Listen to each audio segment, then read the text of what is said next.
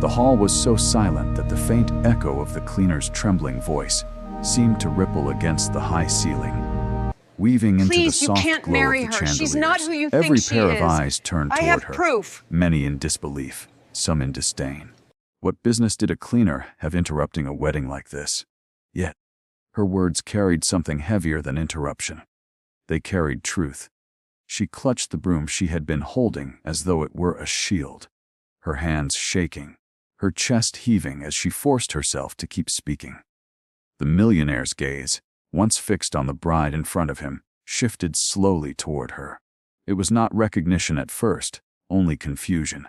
But then something flickered in his eyes, as though a faint memory was crawling out from the dust of years past. She told the room that she was not there to destroy a wedding, nor to shame anyone, but because she could not stand by, while a man she once knew was about to bind his life to someone who would break it. Her voice cracked as she explained that long before he had millions, long before the world knew his name, he had been a boy who lived in a neighborhood where hunger was louder than laughter. She was there then, a girl only slightly older, scrubbing floors and washing dishes just to earn enough to buy medicine for her sick mother. He had been the boy who one night had collapsed in the alley near the bakery, too weak to stand. She was the one who had lifted him, shared her bread, and sat with him until morning.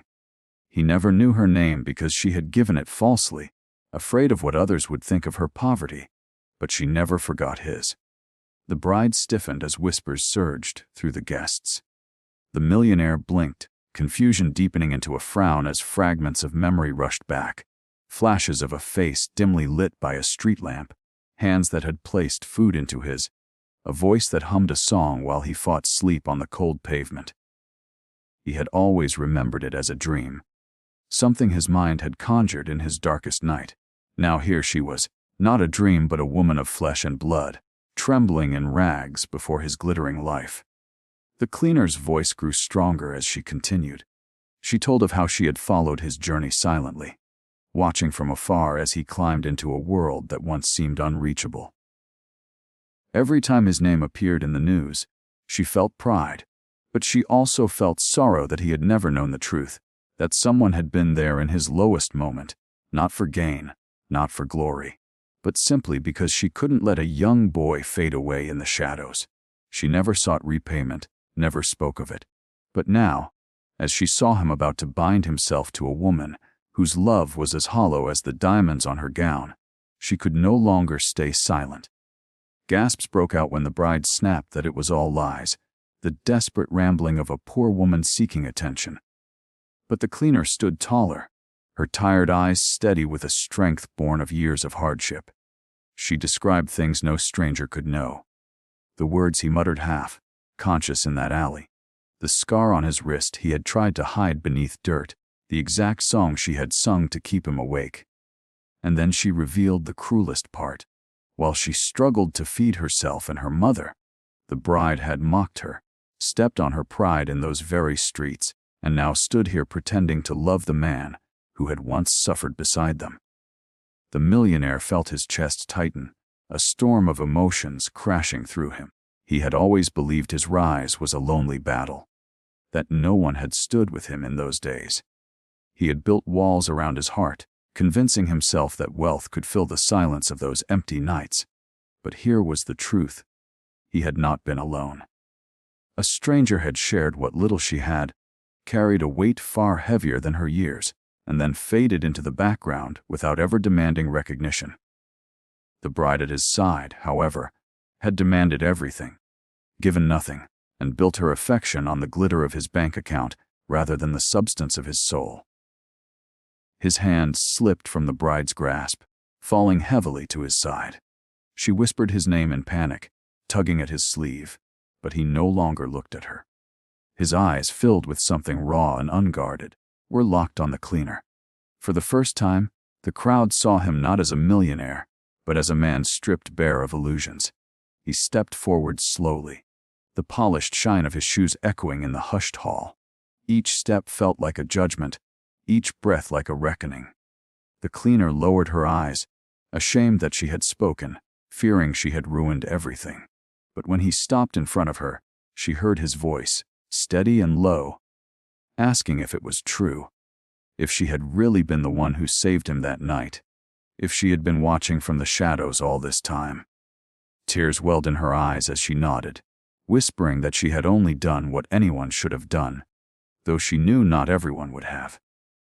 The bride tried once more, her voice sharp now, filled with fear rather than love, insisting that the cleaner was manipulating him, trying to steal the happiness they had. But the words rang hollow, empty echoes in a room that had already seen through the mask. The guests shifted uncomfortably, some outright glaring at the bride, others murmuring in disbelief. The millionaire did not answer her. He turned back to the cleaner, his face softening, breaking, reshaping itself in the weight of realization. It was in that moment that everything he thought he valued, fortune, image, prestige, seemed to crumble like sand in his hands. All that remained standing was the truth of a woman who had given when she had nothing, who had carried kindness into the darkness of his past, and who had now dared to speak when silence would have been easier.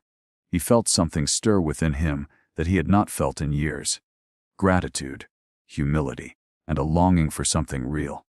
The altar behind him no longer seemed sacred.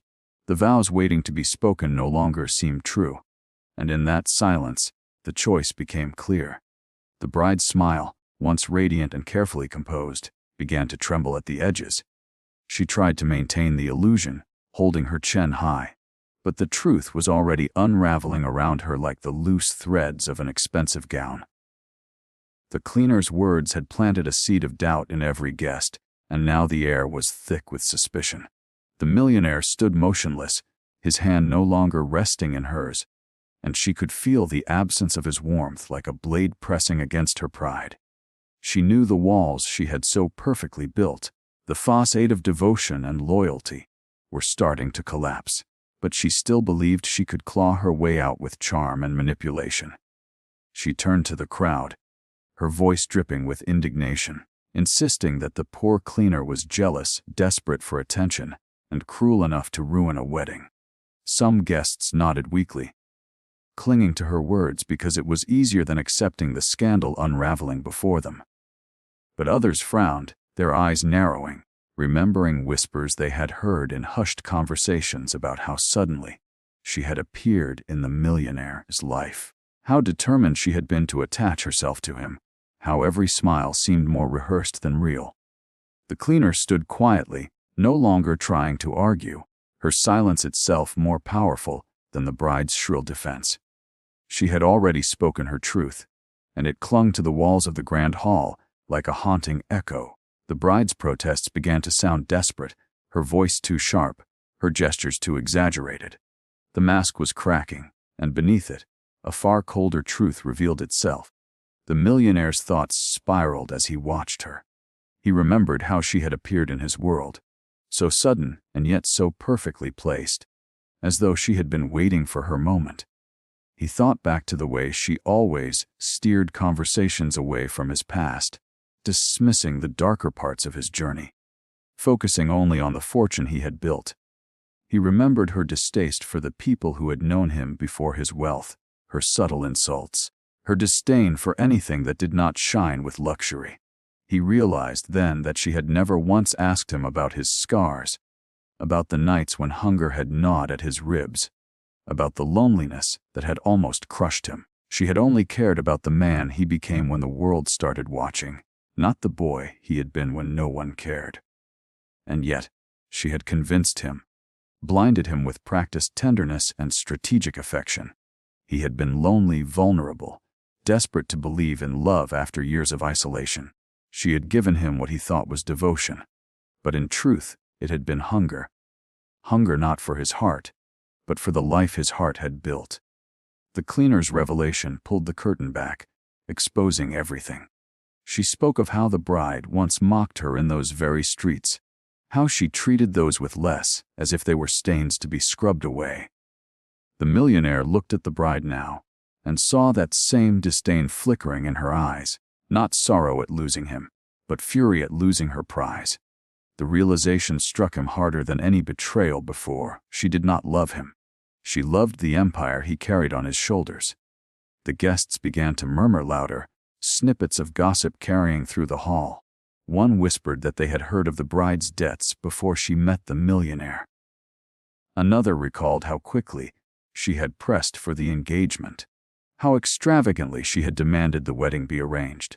Stories, half forgotten and dismissed, now returned with clarity. The bride's polished image was crumbling, and the truth stood in its place. She had built her future on lies, and she was watching it unravel before her eyes. Her desperation deepened.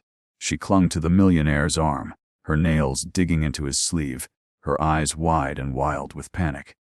She whispered frantically, telling him to ignore the cleaner, reminding him of their future, their plans, the life they had spoken of.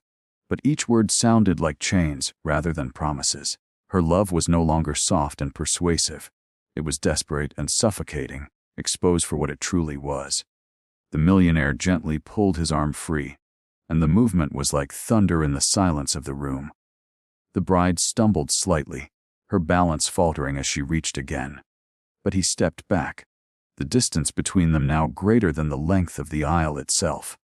The cleaner stood behind him, quiet, still, unsure of what would happen, but her presence alone was enough to tip the scales. The bride's voice cracked as she tried one final time, her tone shifting to something sweeter, pleading. She painted herself as a victim, claiming she had only wanted to love him, to give him the life he deserved, that her past mistakes did not define her. Tears welled in her eyes, but even those seemed rehearsed, glittering like jewels placed strategically on display. For the first time, however, the crowd did not believe her. They had seen too much, heard too much. The millionaire's heart ached as he looked at her, not because he lost her, but because he realized he had been fooled for so long. He had mistaken ambition for affection, performance for passion. And now, standing at the altar with the truth revealed, he saw clearly that marrying her would have been the greatest mistake of his life. He spoke then, his voice carrying through the hall, steady and unshaken. He told her that love built on deception is no love at all, that promises rooted in lies will always rot from the inside. He admitted his blindness, his willingness to believe in something that was never real, and in doing so, he reclaimed the dignity he had unknowingly surrendered. He released her hand completely, and with that simple act, the wedding was over. The bride gasped as though the air had been ripped from her chest. Her mask, once flawless, shattered entirely. No longer could she hide behind grace or beauty. The truth of her greed was laid bare for all to see. She stormed from the altar, her gown trailing behind her like the remnants of a broken dream, her footsteps sharp and angry against the marble. The crowd parted silently, no applause, no sympathy, only the weight of judgment pressing down on her retreat. When the doors closed behind her, the silence that followed was profound. The millionaire turned, and his eyes fell once more on the cleaner, the woman who had dared to speak when silence would have been safer. In her he saw not only the truth of his past, but the possibility of a future rooted in honesty and humility. She looked away, unsure if she had done the right thing, but he stepped toward her with a gentleness that silenced every whisper in the hall. The wedding had ended, but something far greater had begun, not with diamond rings or golden vows, but with the raw and unpolished truth that love cannot survive where lies have built the foundation. The millionaire, stripped of illusion, had seen the difference between a heart that desired him and a heart that desired only what he owned. And though his world had shifted in a single moment, he knew he had been saved from a lifetime of emptiness disguised as love.